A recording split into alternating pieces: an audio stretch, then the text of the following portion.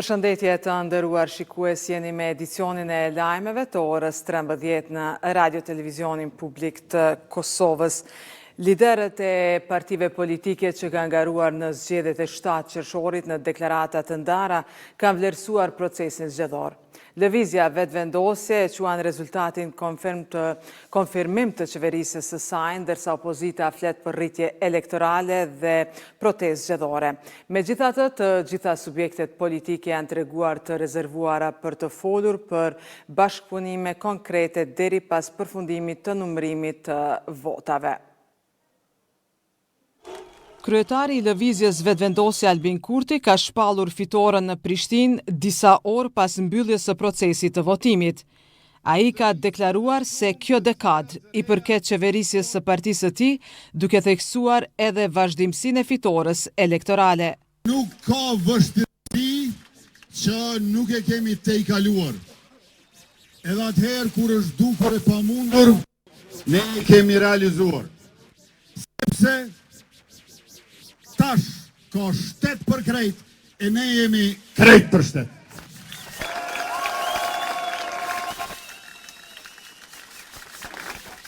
Numri 116 ishte fitues me 28 dhjetor, numri 116 është sërish fitues. Faleminderit që ja keni qitë pikën me numrit 116. Nga radhët e partive aleate në qeverisje, Donika Gërvalla dhe Mimoza Kusari Lila folën për bashkëpunim dhe vazhdim të agjendës institucionale pas rezultateve zgjedhore. Në një atmosferë kur të gjithë të tjerët të bërë bashk kundër nesh, ne arritëm një fitore bindse e cila na mundson të punojmë edhe më shumë edhe më fort. E di se krejt kemi dosht pak më shumë, por 50% që prag mu bo shumë. I dyti mbas neve është më pak se gjysa. Në PDK, nën kryetaria e PDK-s Vlora Qitaku e cilësoi procesin si mesazh qytetar ndaj qeverisjes aktuale. Kjo këtë qeverisje rezultoi me këtë protest zgjedhore, sepse mosdoja e rreth 200.000 votuesve tregon zhgënjim të jashtëzakonshëm qytetar. Gara ishte e pabarabartë dhe sikur të mos bënte blerje masive të votës, përmes qindra miliona eurove të shpërndara me premtime për punësim, kërcënime ndaj punonjësve shtetëror, me miliona euro për bileta për diasporën dhe keqpërdorim të resurseve shtetërore, ky njeri do të pësonte fiasko dhe më të thellë politike. Kryetari i LDK-s Lumir Abdi Gjiku tha se subjekti i tij ka shënuar rritje të ndjeshme në këto zgjedhje. Ky rezultat i sotëm është reflektim i një bashkimi të madh, njerëzor e politik. Është rezultati një fryme të re që e kemi ndërtuar së bashku me Vjosa Osmanin. Është rezultati punës së jashtëzakonshme dhe të palodhshme poshtë të strukturave tona, të kryetarëve degëve, aktivistëve, grave, trimve, kandidatëve tonë. Që nga nesër gjithë angazhimin tonë do ta fokusojmë që të japim vendit institucione, në mënyrë që urgjentisht të ndërmerren hapa që e nxjerrin Kosovën nga kriza dhe i ndihmojnë vendit që të arrijë suksese si për brenda ashtu edhe të fuqizohet jashtë. Nga Aleanca për Ardhmërinë e Kosovës, Ardian Gjini e vlerësoi rezultatin si fillim pozitiv për subjektin e tij. Mundem vetëm me ju thonë që kur nuk kanë me u pendu për votën e vetë. Për ne, kjo është një nisje e jashtëzakonshme, edhe gjithë ata që i kanë besu asaj që e kemi thonë gjatë kësaj fushatës, që besojnë në të ardhmen e Kosovës, që besojnë një Kosovë që duhet me u bo e mirë të qytetarët e vetë, nuk kanë me u pendu kur. Kemë me punu shumë që vota atyne edhe vullneti tyne me na votu neve me u respektu maksimalisht. Në zgjedhjet e mbrëmshme, lëvizja vetëvendosje është renditur e para në zgjedhje, ndërsa pas renditën, Partia Demokratike e Kosovës, Lidhja Demokratike e Kosovës dhe Aleanca për Ardhmërinë e Kosovës. Lëvizja vetëvendosje kryeson bindshëm numërimin preliminar të votave, ndërsa PDK, LDK dhe Aleanca mbetën në vendet e mëparshme. Ndërkohë në mesin e partive të komunitetit serb prind lista serbe. Procesi i numrimit preliminar të votave të zgjedhjeve të 7 qershorit konfirmon një epërsi të lëvizjes vetëvendosje, e cila prin me 42.91% ose 299.152 vota sipas të dhënave të përditësuara. Në vendin e dytë renditet Partia Demokratike e Kosovës me 21.12% ose 147.220 vota. Lidhja Demokratike e Kosovës pozicionohet e treta me 17.58% ose 122.575 vota.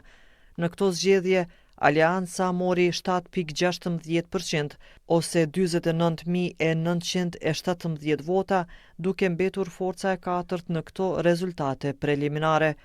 Në spektrin e partive të komuniteteve, Srpska Lista siguron 4.81%, ndërsa Kosova Demokratik Tyrk Partisi arrin 0.61% dhe Koalicia Vakat 0.44%. Rezultatet mbeten preliminare dhe pritet që procesi i numrimit të vazhdoj. Sipas KQZ-s, rezultatet përfundimtare pritet të plotësohen pas numrimit të votave të diasporës, votave me kusht dhe atyre të personave me nevoja të veçanta. KQZ ka njoftuar se sot nis numrimi i votave për kandidat për deputet në të gjitha qendrat komunale të numrimit. Asamblea Parlamentare e Këshillit të Evropës ka vlerësuar se zgjedhjet e 7 qershorit në Kosovë u zhvilluan në mënyrë të rregullt, të qetë dhe pa incidente të mëdha. Sipas kryesuesit të delegacionit Julian Buljaj, procesi ishte teknikisht i organizuar mirë dhe zyrtarët zgjedhor treguan profesionalizëm. Ai vlerësoi edhe punën e KQZ-s, por tha se rënja e pjesëmarrjes në votime mbetet shqetësuese. Delegacioni kërkoi përmirësim në përfaqësimin etnik dhe qasjen për personat me nevoja të veçanta. Komisionarja Evropiane për zgjerim Marta Kos ka bërë thirrje për unitet dhe kompromis mes forcave politike në Kosovë, duke theksuar se stabiliteti institucional është kyç për integrimin evropian.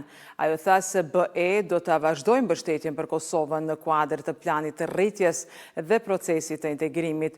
Kos u shpreh se pret intensifikim të bashkëpunimit dhe vizitë shpejt në Kosovë për avancim të agendës evropiane.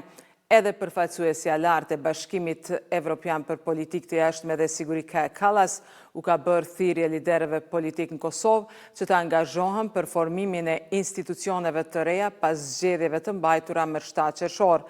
Kallas ka nënvizuar se progresi në dialogun ndërmjet Kosovës dhe Serbisë dhe normalizimi i marrëdhënieve mbeten thelbësore për avancimin e Kosovës në rrugën e saj evropiane.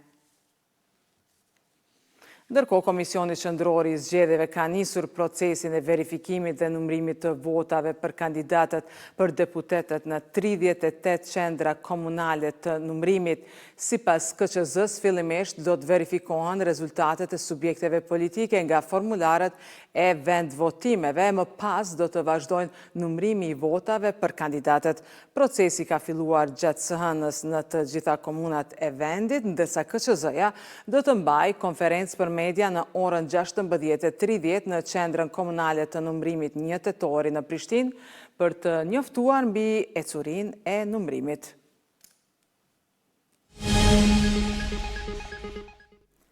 Prokuroria themelore në Gjakov ka njoftuar se është arrestuar i dyshuari për vrasjen e ndodhur më 7 qershor të vitit 2026. Me vendim të prokurorit, i dyshuari është ndaluar për 48 orë, ndërsa viktima është dërguar për obduksion në IML. Rasti është iniciuar si vrasje e rëndë dhe po hetohet në bashkëpunim me Policinë e Kosovës, ndërsa brenda fatit ligjor, prokuroria do të kërkojë caktimin e masës së paraburgimit ndaj të dyshuarit. E prokurori i shtetit njoftoi se gjatë 24 oreve të fundit janë ngritur 32 aktakuza ndaj 36 personave për vepra të ndryshme penale. Me urdhër të prokurorëve janë ndaluar 8 persona, ndërsa janë paraqitur 6 kërkesa për paraburgim ndaj 12 të dyshuarve. Më së shumti aktakuza e ngritur në Prishtinë dhe Gjilan, me nga 12 raste secila. Në Gjakov janë ndaluar 6 persona, kryesisht për dhunë në familje dhe për veprat që lidhen me narkotik, ndërsa në Prizren është kërkuar paraburgim për 5 persona. Sipas raportit, veprat penale përfshin dhunë në familje, vjedhje, kontrabandim mallrash e armbajtje pa leje.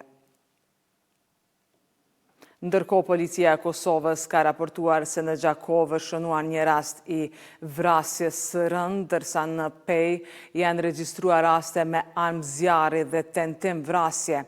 Në Prishtinë është konfiskuar armë dhe gëzhoja pas të shtënave, ndërsa në Mitrovic është raportuar një aksident me fatalitet.